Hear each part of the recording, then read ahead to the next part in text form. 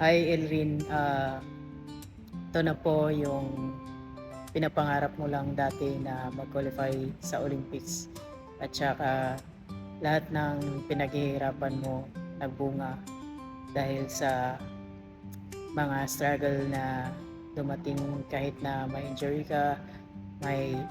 mga depression, tsaka lumalaban ka pa rin para makukuha mo yung Paris Olympics at saka uh, kayang-kaya mo na lumalaban at mag-medal para sa Olympics at ipakita mo sa buong tao at sa bayan mo na kaya mong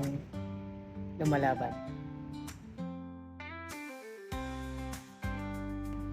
Elrin Ando po lumalaban